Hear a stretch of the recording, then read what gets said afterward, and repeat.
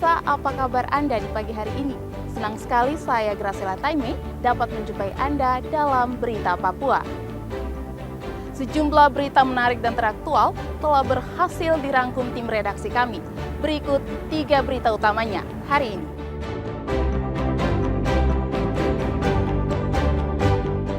Dalam sehari, 2 tukang ojek di Mimika tewas dibacok orang tak dikenal.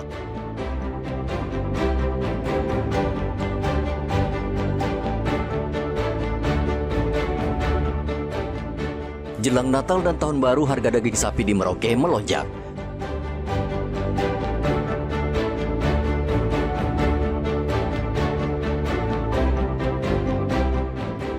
Seorang remaja di Kabupaten Merauke mencuri 7 motor. Polisi masih mencari rekan pelaku.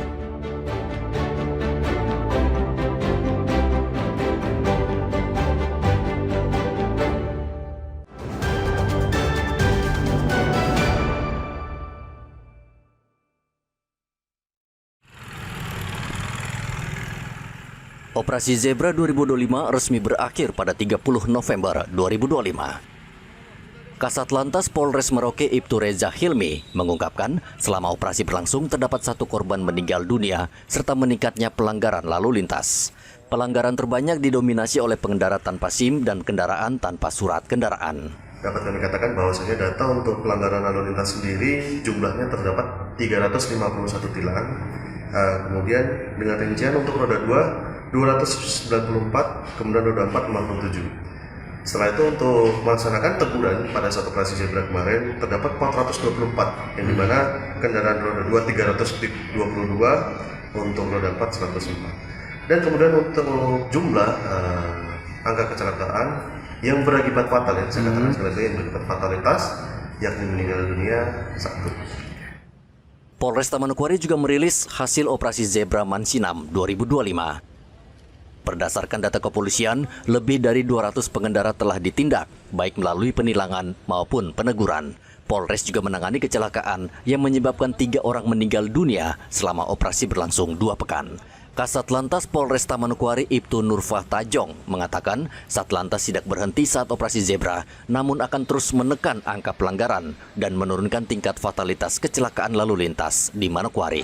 Maka kami himbau untuk pergantian tahun dan menyambut Natal ini, mari kita sama-sama lebih peduli, mari kita sama-sama lebih berhati-hati dalam menggunakan kendaraan, bahwa keluar di rumah tidak usah terlalu membalap-balap, apalagi situasi akhir-akhir ini cuaca sering hujan dan pasti jalanan licin. Razia kendaraan terus digelar baik roda 2 maupun roda 4. Setiap pelanggaran yang ditemukan akan ditindak tegas melalui tilang elektronik maupun manual. Sejumlah kecelakaan di Manokwari dipicu oleh pengaruh minuman keras serta kelalaian pengendara, terutama kurangnya kewaspadaan dan kedisiplinan di jalan raya. Dengan meningkatnya kasus kecelakaan, polisi mengimbau masyarakat untuk taat berlalu lintas, mengutamakan keselamatan, dan selalu berhati-hati saat berkendara. Muhammad Ridwan dan Edi melaporkan dari Merauke dan Manokwari.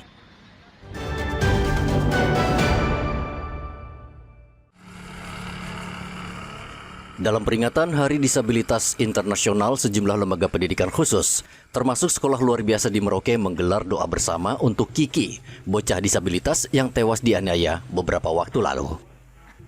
Para guru dan siswa SLB Merauke larut dalam kesedihan. Mereka memanjatkan doa serta harapan agar polisi menangkap pelaku yang membunuh Kiki. Guru dan siswa hingga saat ini masih terus menunggu kasus ini terungkap, meski sudah 1 bulan berlalu.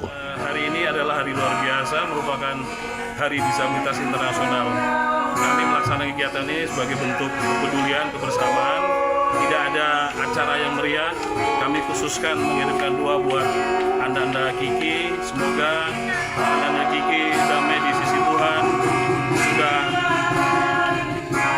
bahagia di surganya Allah Subhanahu wa Ta'ala. Dan yang terlebih, kami juga mendoakan kepada pihak yang berwenang untuk bisa memproses kasus ini dengan cepat dan Tuhan memberikan jalan untuk bagaimana permasalahan ini segera tuntas. Kiki menjadi simbol perjuangan anak-anak disabilitas di Merauke yang saat ini membutuhkan perlindungan masyarakat dan pemerintah. Sebulan yang lalu, Kiki, gadis remaja penyandang disabilitas, tewas mengenaskan. Jasadnya ditemukan tidak jauh dari rumahnya. Si pelaku hingga kini masih buron. Muhammad Ridwan dan Rian Tonai melaporkan dari Merauke, Papua Selatan.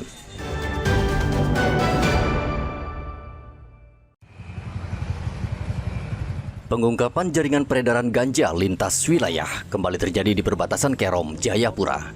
Terbongkarnya peredaran ganja bermula dari razia kendaraan di Kampung Arsopura. 2 warga berinisial Y dan S diringkus pada hari Senin. Polisi menemukan indikasi kuat adanya jalur distribusi narkotika yang lebih luas dari sekadar peredaran tingkat kampung.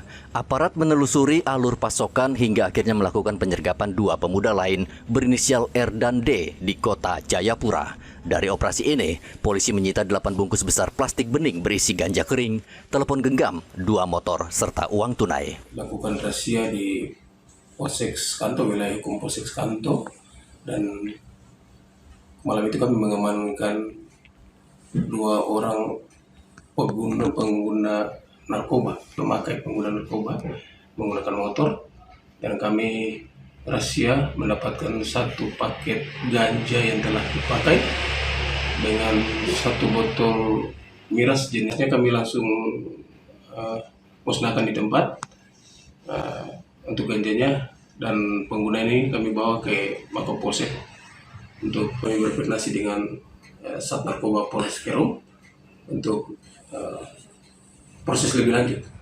Kapolsek menambahkan pengembangan kasus tidak berhenti pada 4 tersangka yang telah diringkus. Polsek Kanto mengimbau warga melapor jika mengetahui aktivitas mencurigakan terkait peredaran narkoba. Mengingat wilayah Kerom kerap menjadi jalur rentan penyelundupan ganja dari Papua Nugini ke kota Jayapura. Arthur dan Rian Tonai melaporkan dari Kerom, Papua.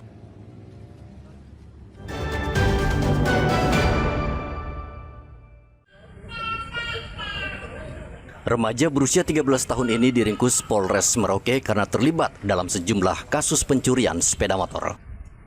Dalam kurun waktu 1 bulan, polisi menerima sejumlah laporan karena maraknya pencurian kendaraan bermotor di beberapa lokasi. Polisi kemudian melakukan penyelidikan dan mengungkap pelakunya.